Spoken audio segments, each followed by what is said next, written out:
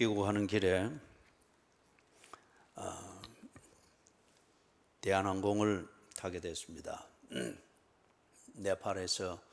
네팔하고 한국 사이에 직항으로 운행하는 우리 국적기는 대한항공뿐입니다.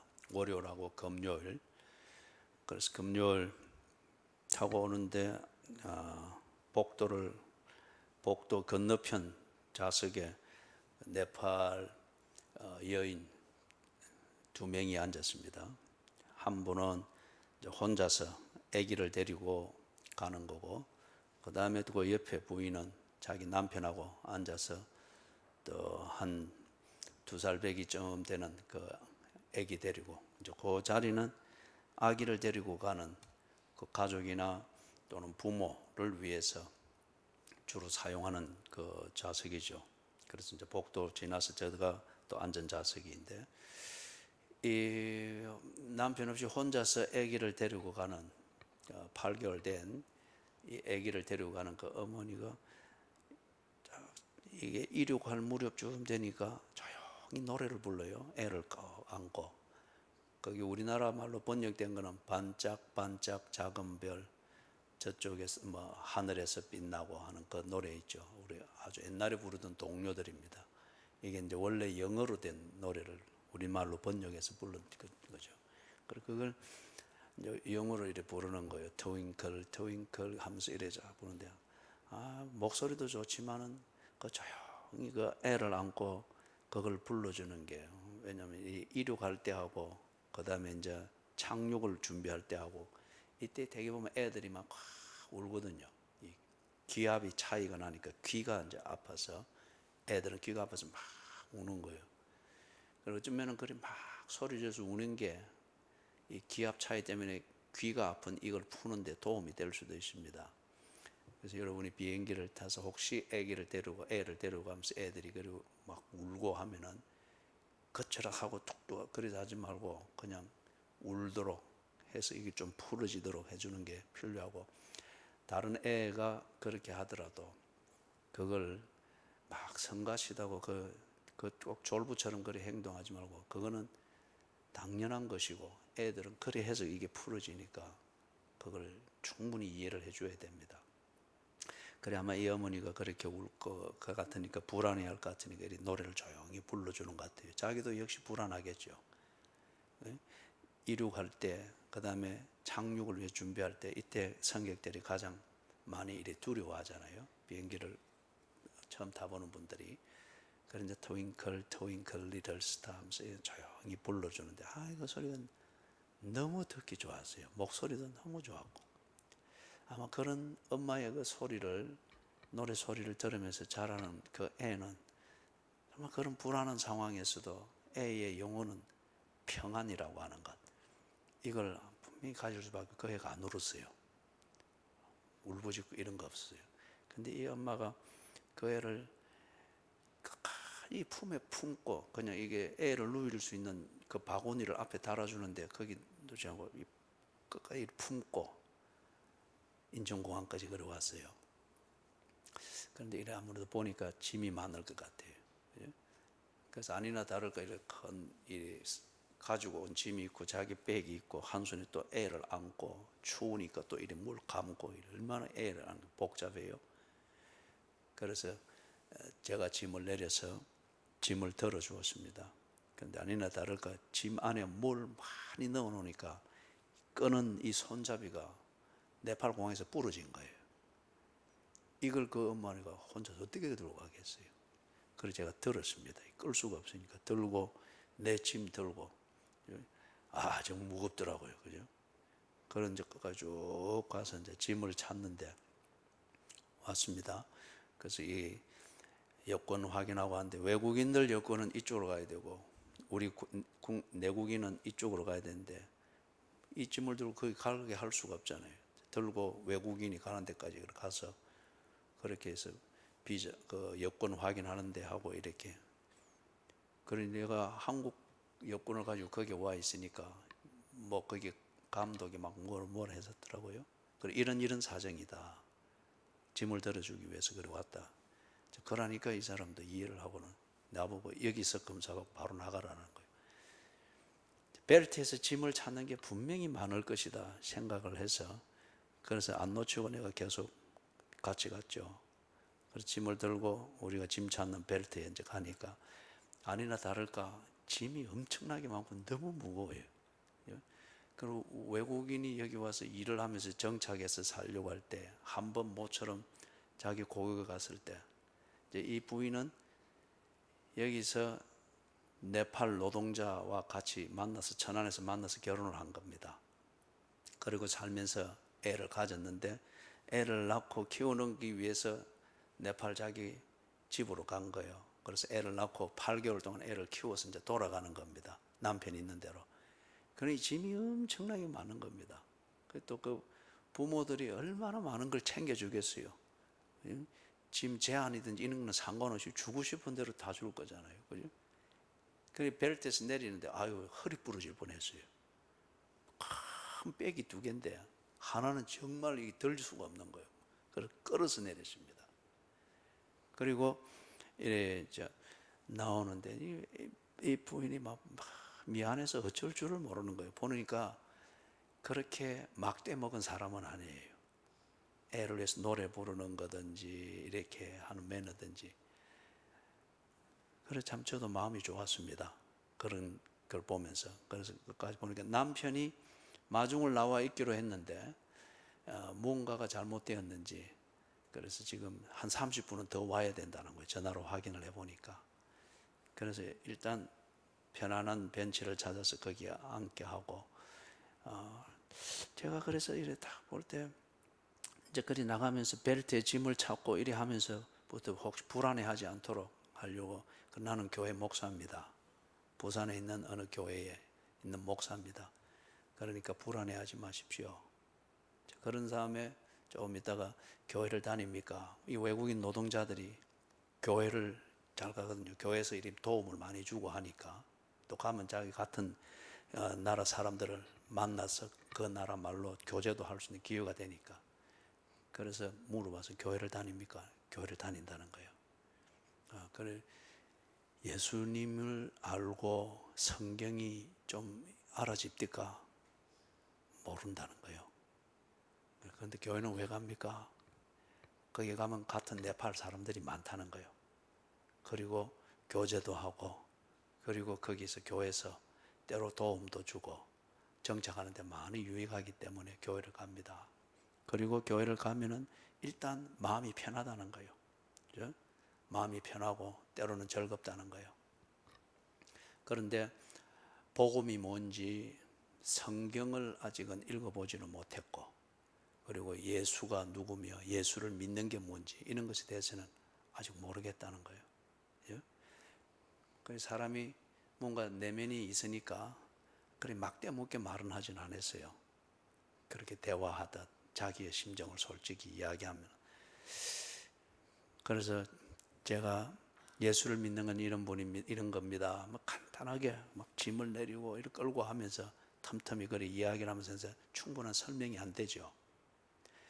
그래서 남편이 한 30분 늦는다는 얘기를 듣고 나는 또 김포공항으로 가야 되니까, 그래서 괜히 내 혼자 다음 비행기를 타는 김포공항으로 가는 이게 쫓기는 심정으로, 그때가 이제 새벽 5시 반이었어요.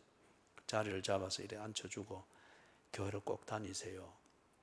그리고 교회 목사님과 대화를 하면서 예수 믿는 것이 무언가에 대해서, 복음이 무언가에 대해서 잘 설명을 들어보세요. 그리고 틈나는 대로 성경을 읽어보세요. 그래 하니까 이분이 그래 이야기를 하는 거예요. 우리 엄마도 우리 어머니도 네팔에서 교회를 간다는 거예요. 아 그러세요? 그러니까 거기에 더 덧붙여서 본인이 어머니가 왼쪽 무릎에 관절이 아주 심한데, 그런데 이 관절을 고치기 위해서 교회를 갔는데 교회를 가면은 통증이 없다는 거예요. 그래서 어머니도 그래서 교회를 자주 갑니다. 그런데 본인은 자기도 기독교와 원래 깊은 관계가 있다고 하는 걸 말하기 위해서 그걸 나름대로 진지하게 이야기를 해준 거예요. 그런데 어머니가 교회를 가는 이유는 왼쪽 무릎에 관절염이 아주 심했는데 이것을 좀 고치고 그런 목적을 위해서 교회를 찾았는데 아니나 다를까 교회를 가면은 통증이 확 줄어든다는 거예요. 그래서 어머니도 교회를 자주 다닌다. 그 정도예요. 자주 다닌다. 병을 고치기 위한 그것으로서 그것 때문에 교회에 대한 좋은 마음도 있고 가서 자기 나름대로 볼 때 통증이 줄어드는 효과도 경험하니까 또한 좋은 마음도 있고 또 찾을 이유도 충분히 되고 그렇게 다닌다는 거예요. 그래서 이 딸인 이 사람도 교회를 다니는데 그런 것에 대해서는 자기 깊은 교회를 찾아야 된다 하는 이것에 대한 본인 스스로 가진 깊은 마음속에 있는 이유는 어머니의 그 경험을 보았기 때문에 그리고 자기도 어려울 때는 교회를 찾아야 되겠다 하는 이 충분한 이유가 어머니를 보면서 그게 내 팔에 있고 할 때는 그게 이 딸한테는 아무 영향이 없는데 지금 여기 가서 외국으로 탁 나가서 생활하려고 하면은 망망대해입니다. 거기서 어려울 때 붙든다. 어머니가 이랬지. 그러면 교회를 가면 이게 딱 마음속에 자리 잡혀 있는 거예요. 그래서 그걸 내한테 이야기를 해 줬습니다. 돌아와서 내가 생각할 때 참 반성이 많이 됐습니다. 그리 급한 것도 아니고 김포공항에서 뭐 비행기 놓치면 다음 비행기 타고 하면 되는데 그거 뭘 그리 급하다고 좀 같이 앉아서 남편이 오는 시간까지 좀 같이 지켜주고 그리고 이 복음에 대해서 차근차근 설명을 해줬으면 참 좋았을 텐데 이게 굉장히 후회가 되고 반성이 되고 인도에서는 비행기를 탈 때마다 이걸 다 인도에서는 이게 지금은 법으로 금지가 되어 있거든요. 비행기를 탈 때마다 옆좌석에 사람에게 이래 해서 세 명 하나는 한 경우는 이제 가족인데 이 세 경우를 전도를 하게 된 거예요. 그리고 내하고 계속 연락이 되도록 그래야 잘했는데 하나님께서 참 이 이번 여행에 이런 길들을 많이 열어주셨는데 이 경우도 정말 그런 경우일 텐데 내가 너무 급했던 거예요. 그래서 이분이 기독교에 대하여서 좋은 마음입니다. 그런데 그 좋은 마음의 바탕에는 뭔가 뿌리가 뭔가 병을 고치고 고통을 줄이고 그것 때문에 어려울 때는 교회를 찾으면 거기에 효과가 있다. 이게 지금 전부입니다. 그래서 좋은 마음을 가지고 있는 거죠. 그걸 바로 잡아주지 못했던 거. 복음이 뭔지 교회를 통해서 하나님을 찾고 하나님을 찾는 걸 배우게 될 때에 하나님이 당신에게 인격적으로 어떻게 이걸 그 30분이면 설명할 수 있는데 내가 그걸 미처 생각을 못하고 그냥 스케줄에 쫓겼던 거예요. 얼마나 이게 돌아와서 반성이 되든지. 그렇죠? 여러분 오늘 읽은 이 본문에서 보면은 비슷한 경우로 예수를 찾게 됩니다. 그런데 보다 간절했습니다. 그 간절한 마음으로 예수를 찾았을 때 예수님은 이 여인을 만나 주었습니다. 근데 내 팔에 내가 말씀드렸던 그 경우에 내 팔의 여인은 아직 예수를 만나지는 못했습니다. 그 간절함이 이것과는 좀 다르기 때문에 예수를 병 때문에 찾을 수 있습니다. 그러나 그 병과 같은 자기 자신의 어려움, 내 힘으로 어쩔 수가 없고 그것 때문에 내 삶의 질이 왜곡될 수밖에 없고 내가 가지는 진심과는 다르게 다른 종류의 사람인 것처럼 살아가면서 겨우겨우 목숨을 연명하는 것, 이 삶을 살도록 만드는 문제들이 있을 수 있잖아요. 우리 다 뭐 지금까지 살아오면서 한 번 이상은 겪었을 것입니다. 그죠? 그런데 그걸 해결해 보자고 지금 이 여인이 예수를 주목하게 됩니다. 예수를.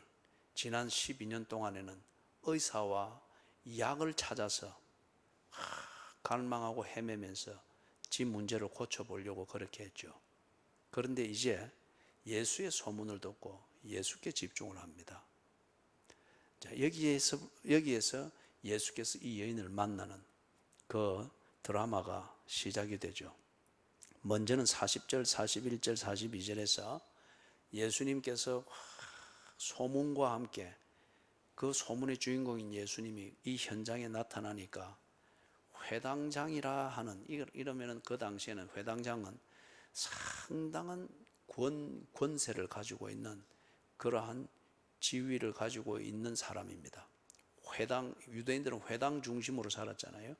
그렇기 때문에 회당을 맡은, 우리 표현으로 말하면 회당의 담임 목사쯤 되겠죠. 담임 목사, 모든 것을 관리하고 그런 겁니다. 그런데 이 사람이 그 권세와 자신의 이 유대교의 종교적 신비감과 교권을 가지고도 해결할 수 없는 문제가 지 삶에 딱 일어난 거죠. 외동딸이 병들었는데 죽어간답니다. 그래서 이 회당장이 유대교의 그 성지인 회당, 이것을 책임진 사람일 것 같으면 예수는 반드시 부정되어야 됩니다. 예수를 메시아로 인정하고 예수를 구세주로 인정해서 그 앞에 가서 뭘 부인다, 이러면은 유대교의 이 교리를 위반하는 겁니다. 그것도 이것을 가르치고 감동하는 총책임을 가지고 있는 회당장이 이래야 한다. 있을 수 없는 일이죠. 그런데 자기가 가지고 있는 이 권력의 기반인 유대교, 이 모든 것으로도 해결할 수 없는 자기 인생에 현실적인 문제가 있는 거예요. 외동딸이 죽어갑니다.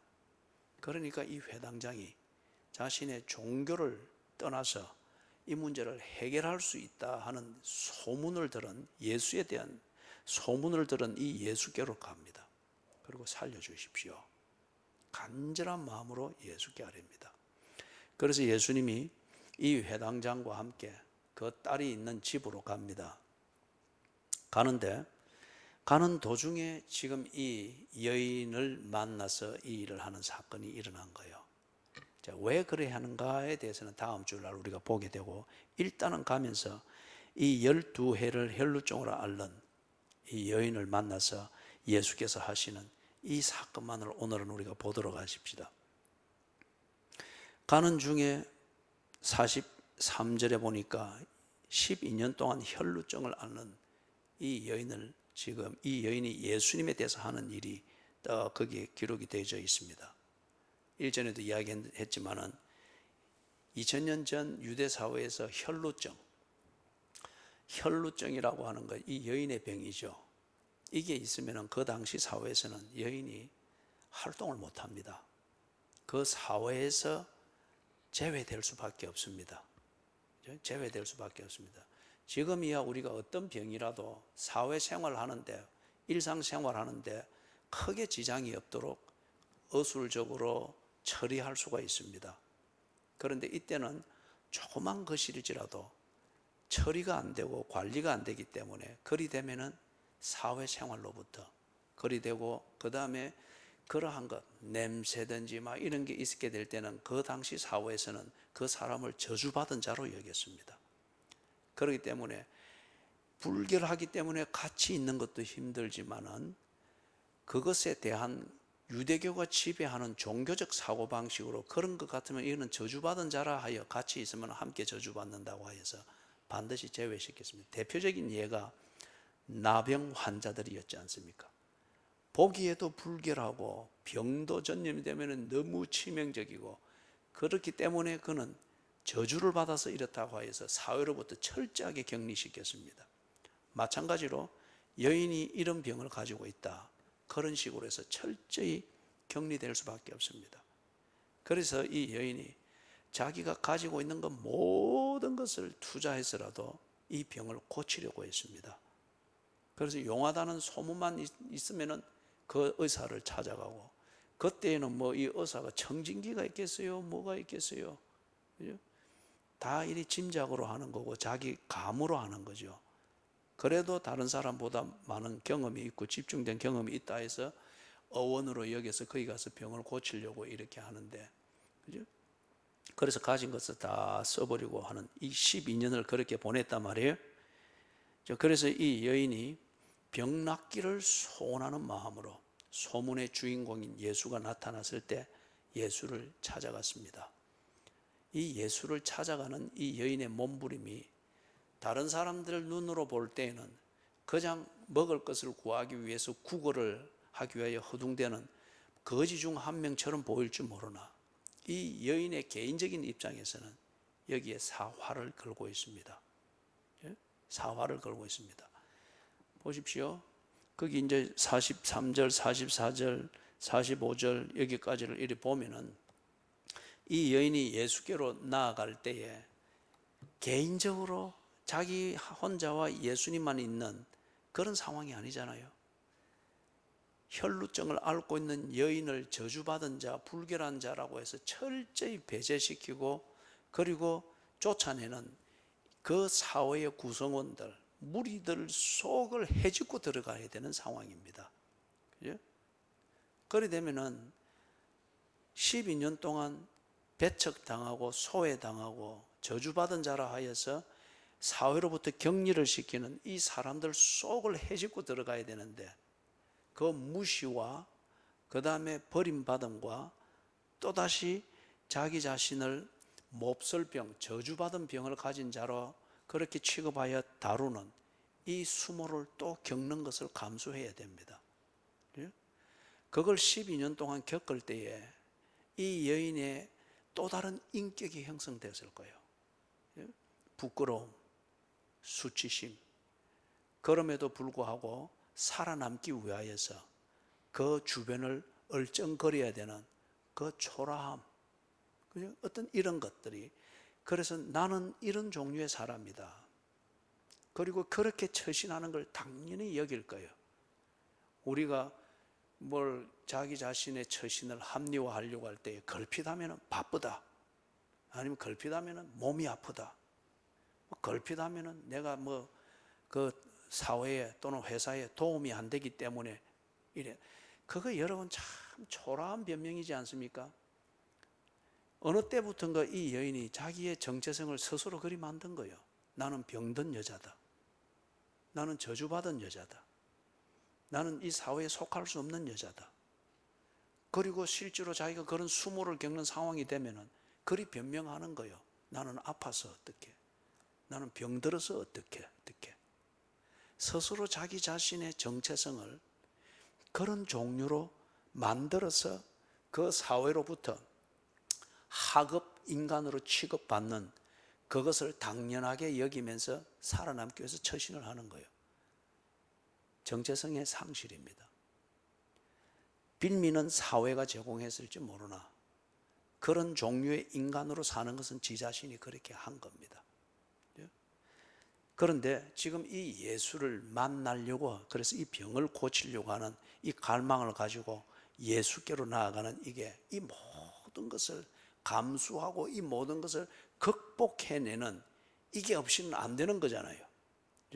예수님과 예수를 갈망하는 이 여인 사이에 이 여인을 그렇게 만든 빌미를 제공한 이 사회라고 하는 것, 사람이라고 하는 것, 사람들이라고 하는 것, 그리고 그들의 관습과 통념이라고 하는 이게 딱 가로막고 있는데 예수를 향해서 갈망을 가지지만은 가로막고 있는 이것을 극복해내는 더 큰 의지와 열정이 없이는 예수께로 다가갈 수가 없죠. 갈망하는 것 뿐이지 그 갈망을 이룰 수는 없죠. 그죠? 예수와 자기 사이를 가로막고 있는 이걸 극복하려고 할 때 뭘 감수해야 되는 거예요? 부끄러움, 수치심, 멸시받음, 다시금 병자, 혈루증 앓는 여인으로 다시금 취급받는 그 수모, 그것 때문에 12년 동안 자기에게 굳은 살처럼 쌓이는 수치심, 좌절감, 이것에 대하여서 이제는 그것을 당연히 받아들이고 수치스러운 사람으로 사는 것, 부끄러운 사람으로 사는 것, 멸시하면 멸시하는 대로 거기서 그 아래에서 무언가를 연명하면서 근근히, 그죠? 그렇게 사는 이것을 극복해내는 시도가 없이는 갈망하는 예수께로 나아가서 만날 수 있는 일은 없습니다. 그냥 멀리서 갈망할 뿐 자기는 스스로 늘 변명에 의존하고 수치심에 의존하고 그러려니 하는 이것으로 치부해서 사는 것뿐이죠. 그죠? 여러분, 갈망하는 마음만 있다고 해서 되는 게 아니지 않습니까? 그 갈망하는 마음이 진실일 것 같으면 행동하게 만듭니다. 갈망하는 곳으로 움직이게 만들죠. 갈망하는 것을 이루기 위해서 뭔가 희생을 불구하고 그것을 시도하게 만들죠. 이 여인이 이때는 이것을 다 극복하고 수치심과 막연한 의존심과 변명에 의존하여서 그리 살지 못하는 자기 자신을 합리화하는 이 어떤 부스러기 같은 그러한 인생을 사는 걸 당연히 여기는 이걸 극복을 합니다. 그리고 이 사람들을 사이를 헤집고 뚫고 나가서 예수를 만나고자 하는 자신의 그 중심대로 합니다. 예수님의 옷자락을 만지기만 하여도 내가 이 병이 나을 것 같다 하는 그 간절함과 소망과 나름대로의 믿음대로 이것을 이 믿음대로 나아갑니다. 그리고 예수의 옷자락을 탁 만졌죠. 자, 그런데 여러분, 예수님께 나아가서 병 낫고자 하는 기대감, 이게 딱 동기가 되어서 이걸 위하여 이 여인은 모든 것을 집중했죠. 심지어는 정신적이고 심리적이고 체질적인 그러한 것까지도 극복을 하면서 병 낫기를 원하는 소원을 가지고 예수를 만나겠다고 하는 이걸 위해서 움직였습니다. 그리고 예수를 만났습니다. 만났는데 자기의 방식대로 12년 동안 무시를 당하고 살았으니까 감히 이 소문의 주인공인 남자 예수 앞에 나가서 당당히 말은 못할 거예요. 그럴 엄두도 못 낼 거예요. 12년 동안 무시당하던 저주받은 병으로 여기고 더러운 병으로 여기던 혈루증을 앓는 가운데에 형성되어진 그 인격과 그 성품, 그 차원에서 이 여인은 예수를 만나고자 하는 그 최선과 갈망을 다했습니다. 그게 예수님의 옷자락이라도 만지고자 하는 이거예요. 그죠? 그러나 이 여인의 입장에서는 최선입니다. 자기의 모든 것을 다했습니다. 그리고 이 모든 걸 극복을 하면서 예수를 그렇게 만났습니다. 자기 방식대로. 그런데 그러자마자 자기의 소원이 이루어졌습니다. 병이 나았습니다. 우리는 이걸 보고 현상적으로는 기적이라 그러죠. 이 여인이 자기 몸에 일어난 이 일을 보면서 병이 나은 것을 알고 기쁜 마음으로 돌아갑니다. 기쁜 마음으로 돌아갑니다. 여러분 생각을 해보십시오. 기적을 만나서 병이 나았다고 하는 것, 치유죠.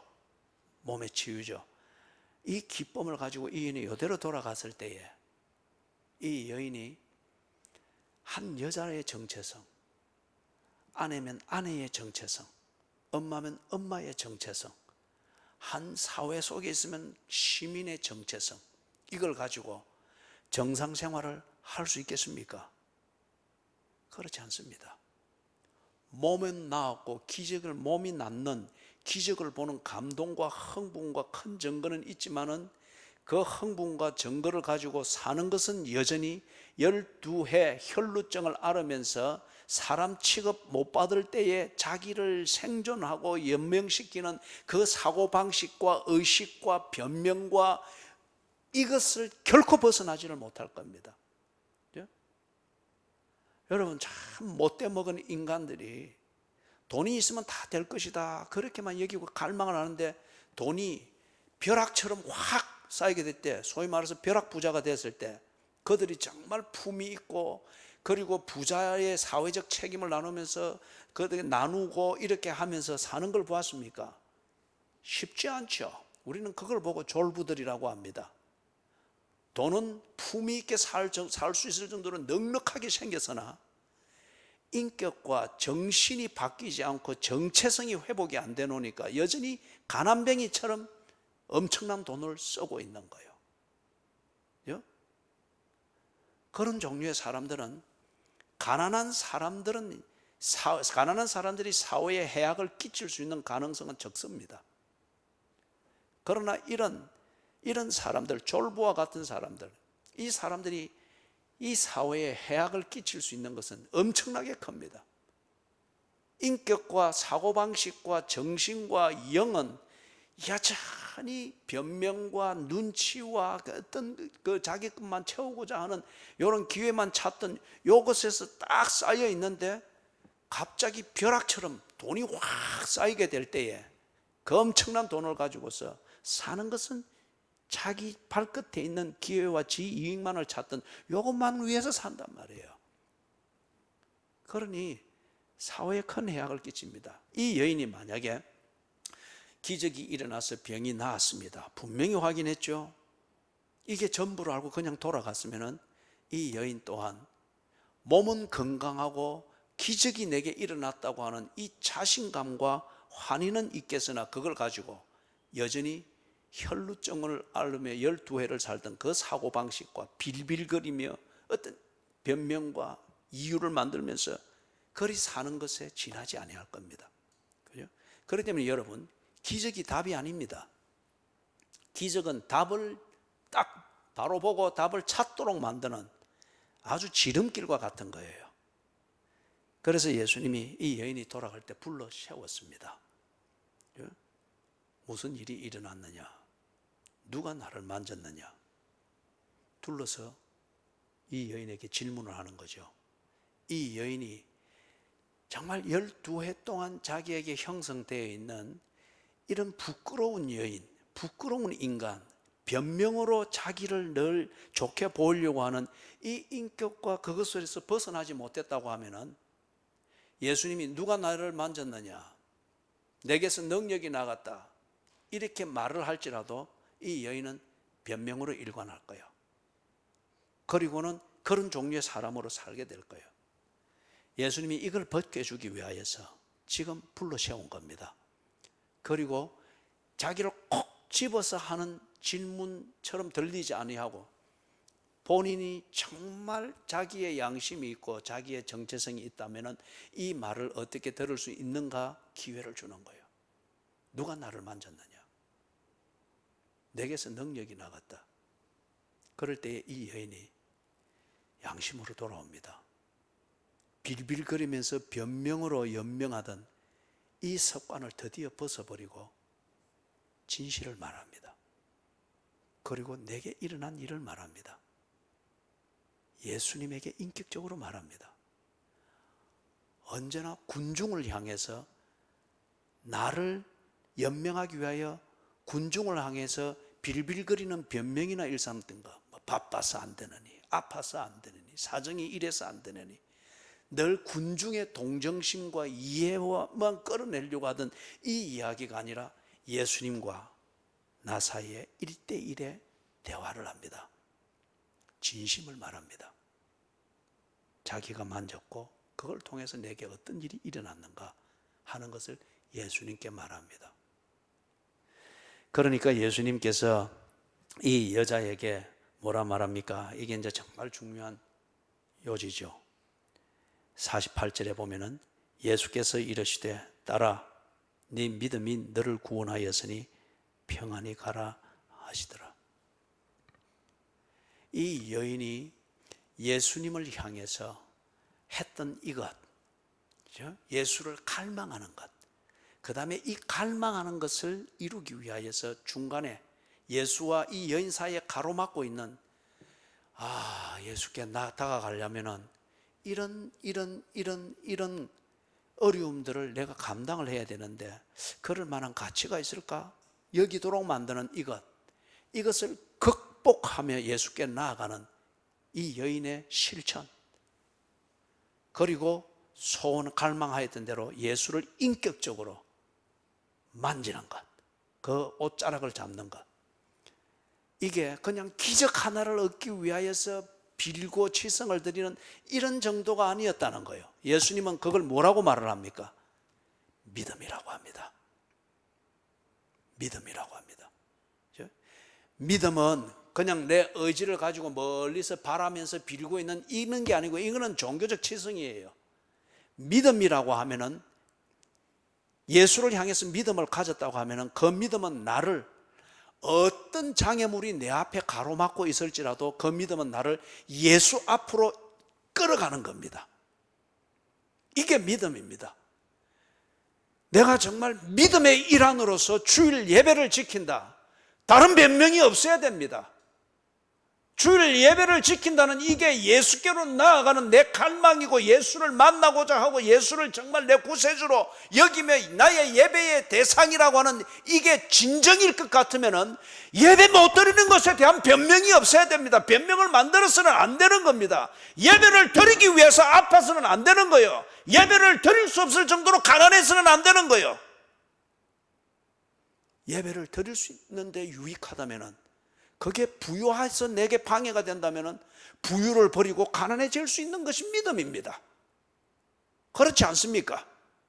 그게 예수를 갈망하는 그 갈망함이 종교적 염원이 아니라 그게 진정 예수님과 인격적 교제를 가지고 있다고 하는 것에 대한 진정성 있는 갈망이지 않습니까?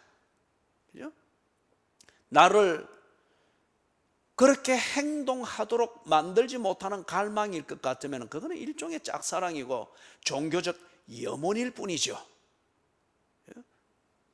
누군가를 갈망하며 누군가를 진실로 사랑하여 인격적 교제를 나눈다, 그게 저절로 되어지는 것 아니지 않습니까? 크든 작든 엄마가 아이를, 갓난쟁이 아이를 사랑하고 아이에 대한 그 믿음이 있다 할지라도 아이의 울음과 보채는 것과 기저귀를 가는 것과 그 지발로 걷고 입으로 제대로 표현할 수 있는 말을 할 때까지는 육아휴가를 내서라도 전적으로 애한테 매달려서 사는 그게 있지 않습니까? 그죠? 그래 해서 부모와 자식의 관계가 인격적으로 형성이 되듯이 예수를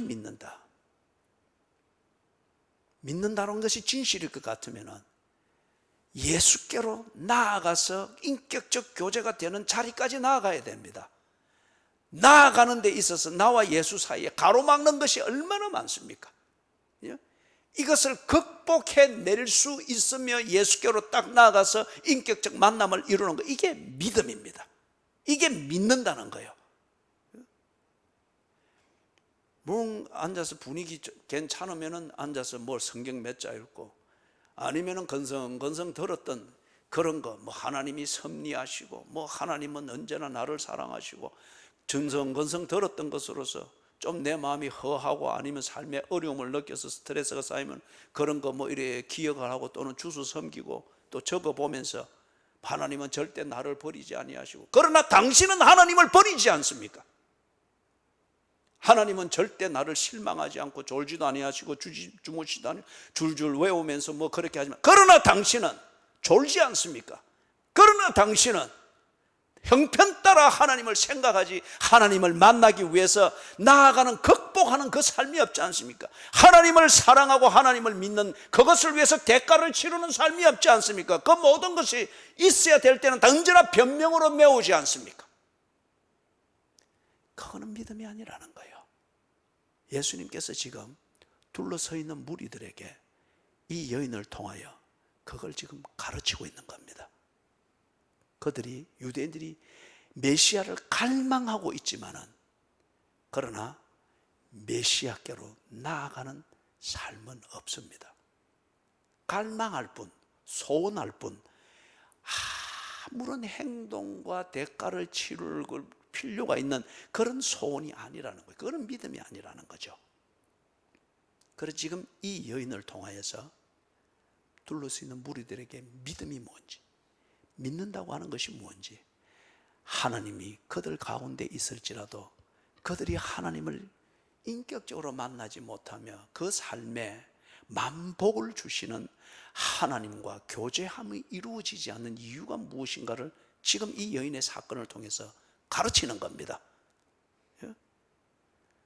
그래서 지금 이 여인이 예수께 한 것, 이것이 바로 믿음이라는 겁니다. 예수를 만나게 하는 것, 예수를 인격적으로 만나기 위하여서 이 여인이 인격적으로 만나도록 만드는 것, 그게 믿는 것이라는 거예요. 믿는 것. 그래서 이 믿음이 이 여인에게 준 것은, 이 믿음의 결과, 여인에게 준 것, 다른 말로 말하면 예수를 인격적으로 만남으로 말미암아, 먼 산에서 갈망하는 짝사랑으로 말미암아, 이건 아무것도 안 일어나는 거예요. 위선자로 만들 뿐이고, 변명으로서 그냥 두꺼운 옷을 입도록 만드는 위선자로 만들 뿐이라는 거예요. 먼 산, 깊은 계곡, 높은 산을 넘듯 평소 예수를 갈망하나 예수께로 나아가지 못하며 언제나 그 앞에서 부끄러운 사람으로 주저앉도록 만드는, 이것을 드디어 극복하도록 만드는 이것, 그래서 예수를 만나게 되는 것, 이게 믿음이었지 않습니까? 이 믿음, 예수를 만나게 되었을 때에 그 얻는 것, 그거는 기적이, 단순히 기적이 아니라는 거예요. 몸에 병이 낫는 치유, 이 정도가 아니라는 거예요.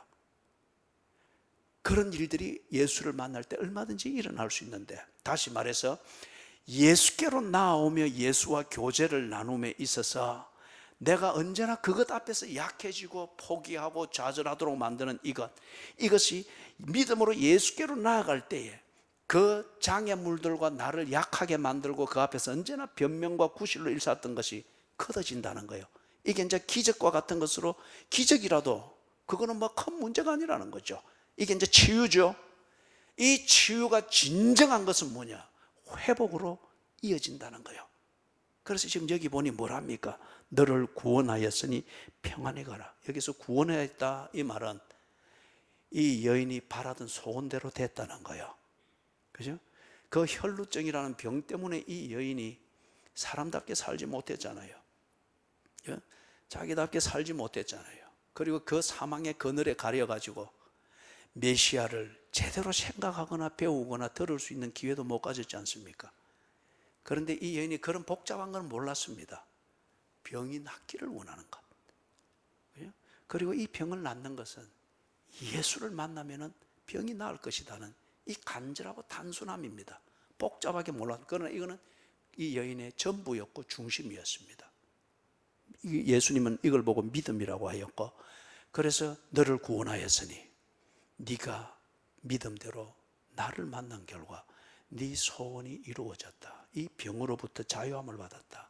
더 이상 이것 때문에 네가 인간답게 살지 못하고 하나님을 갈망할 뿐 하나님께로 나오지 못하는 이런 장애물은 더 이상 되지 아니할 것이다, 그 말이에요. 구원하였으니 어떻게 하라고 합니까? 평안히 가라. 어떨 때 평안하죠? 자기다울 때 평안합니다. 내가 내 양심을 속이고 무언가를 했을 때 평안했습니까? 내가 이거 먹으면 큰일 난다고 하는 것을 알면서도 먹고 싶은 식욕 따라 먹었을 때에 먹은 후 평안합니까? 먹는 순간에 감각적 쾌감은 있었으나 삶은 평안합니까? 아니잖아요. 평안히 가라. 이 여인이 드디어 인간답게 살 수 있도록 회복이 되었습니다. 엄마면 드디어 엄마답게 살 수 있도록 회복이 됐습니다. 이 여인이 한 남편의 아내이면 드디어 남편과 더불어 살 수 있는 아내로서의 자기의 위치를 회복하며 그 삶을 즐길 수 있는 자리로 회복이 됐습니다.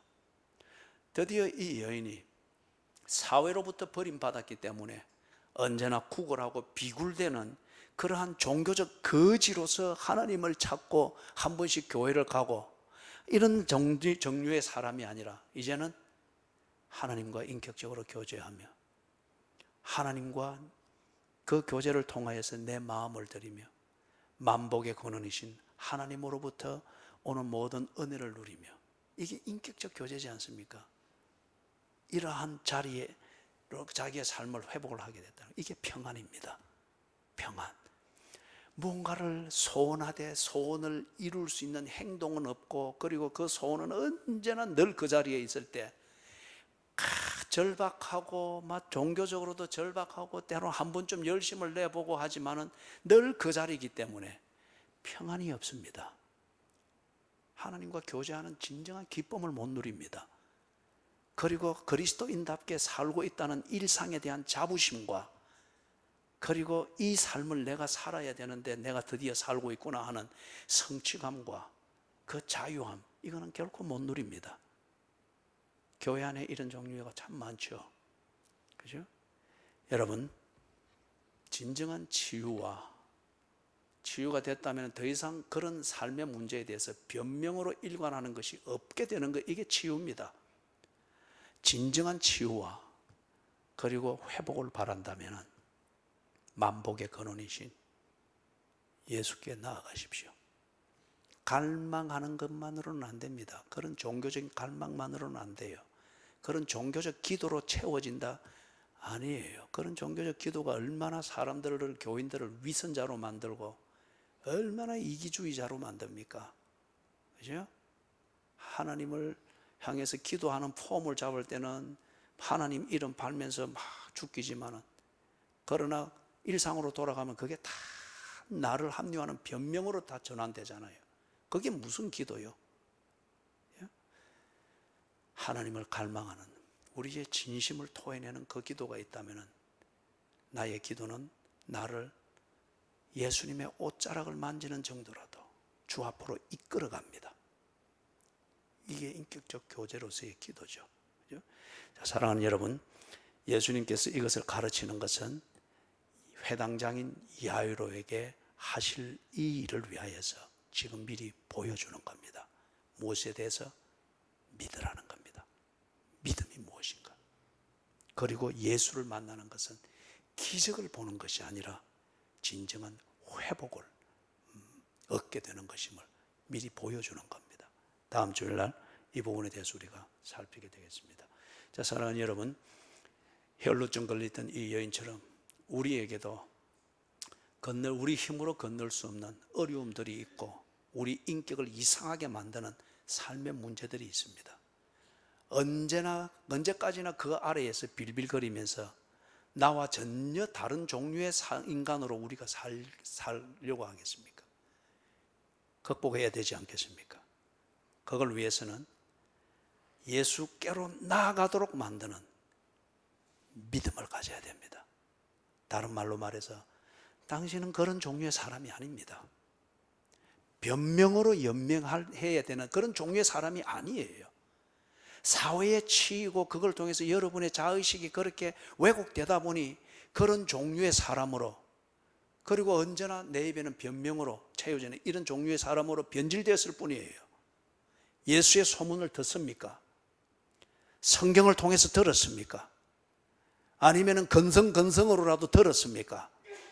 이제는 그 예수께 대하여 진정 여러분의 문제를 풀고 여러분의 자신의 정체성을 찾고자 하는 소원을 가져보십시오. 그리고 그분께로 나아가 보십시오. 더 이상 잔잔한 어려움들 앞에서 변명으로 주저앉지 말고 극복하면 나아가 보십시오. 그리고 예수를 만나 보십시오.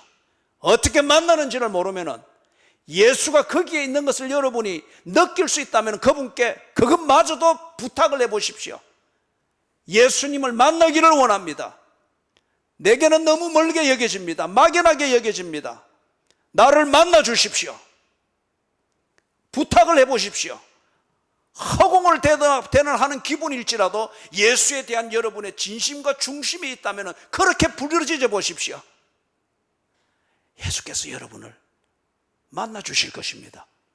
이 여인 같은 경우도 다가가서 예수의 옷자락 그것을 만졌는데 예수는 이 여인을 끌어안아 주셨습니다. 그리고 회복시켜 주셨습니다. 그죠? 예수를 만나십시오. 만나게 하는 것, 그게 여러분이 가져야 될 믿음입니다. 여러분이 변할 것입니다.